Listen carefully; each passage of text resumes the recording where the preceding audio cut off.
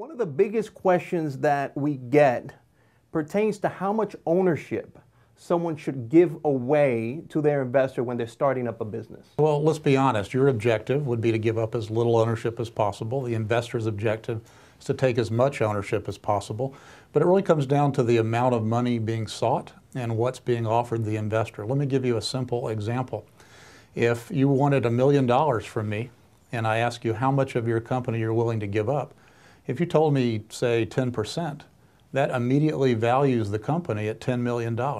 I know that because if my million is worth, 10% of the $10 million, my question back to you would be, what makes you worth $9 million? So thinking about equity and investing, it's not how much you're going to give up, is what do you bring to the table? What does the investor bring to the table?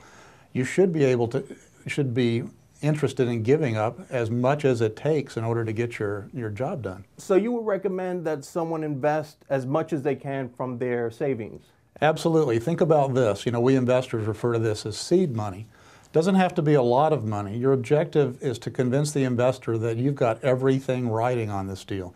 This is your personal money. You've gone to the people that know you the best, love you the most, and think about the opposite. If you came to the table with nothing, the signal you're sending the investor is, I went to the people that know my abilities, love me the most, and they wouldn't give me a doggone thing.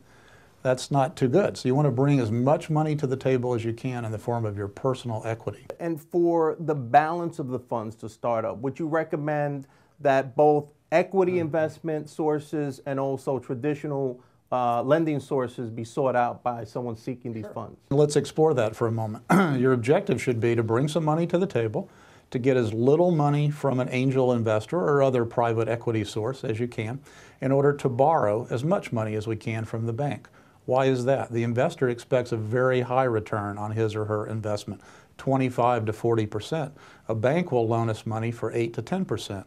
If we could get the money all from a bank, which we typically can't as a new startup company, that would be great. So we need the angel investor to come in with sufficient equity in the form of, say, a down payment, combined with our own personal funds to then be able to go to the bank. The bank will likely lend us money if we're buying stuff, if we're buying gear, HD cameras, sound equipment, studio equipment. They're not likely to loan us money if we need the money predominantly for marketing or something they couldn't come and take back from us if we failed to pay.